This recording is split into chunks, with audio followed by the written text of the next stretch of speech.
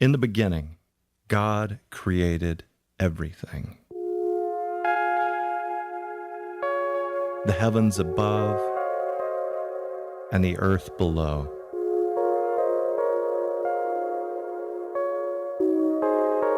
Here's what happened. At first, the earth lacked shape and was totally empty, and a dark fog draped over the deep, while God's spirit wind hovered over the surface of the empty waters. Then there was the voice of God. Let there be light. And light flashed into being. God saw that the light was beautiful and good, and he separated the light from the darkness. God named the light day and the darkness night. Evening gave way to morning. That was day one. Let there be a vast expanse in the middle of the waters. Let the waters above part from the waters below. So God parted the waters and formed this expanse, separating the waters above from the waters below. And it happened just as God said. And God called the vast expanse sky. Evening gave way to morning. That was day two.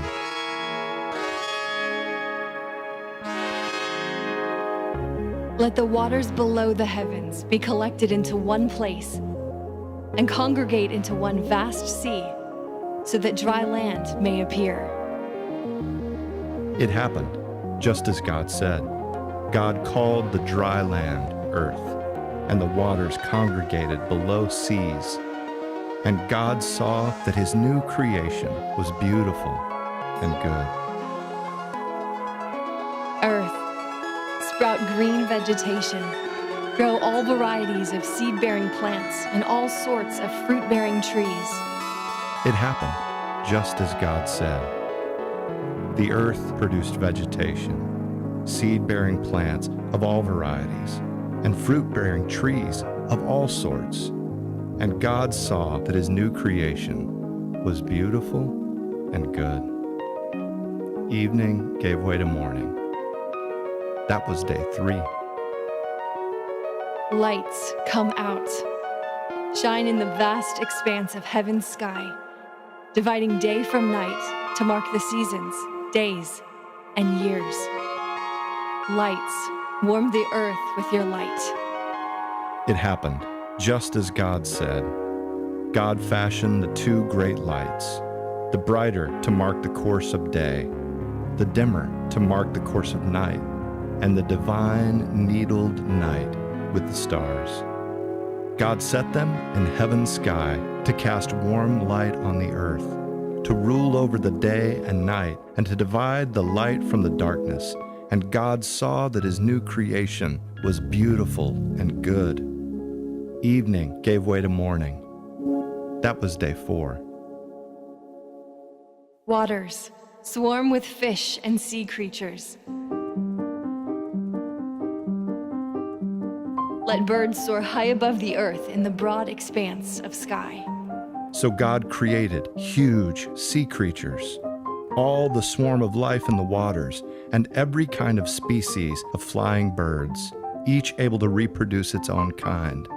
And God saw that his new creation was beautiful and good. And God spoke blessing over them. Be fruitful and multiply. Let creatures fill the seas. Let birds reproduce and cover the earth. Evening gave way to morning. That was day five. Earth, generate life. Produce a vast variety of living creatures, domesticated animals, small creeping creatures, and wild animals that roam the earth. It happened just as God said. God made earth creatures in a vast variety of species, wild animals, domesticated animals of all sizes, and small creeping creatures, each able to reproduce its own kind.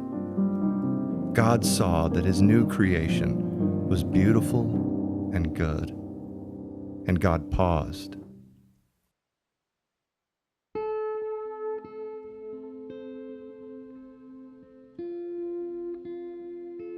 Now, let us conceive a new creation, humanity, made in our image, fashioned according to our likeness. And let us grant them authority over all the earth, the fish in the sea and the birds in the sky, the domesticated animals and the small creeping creatures on the earth.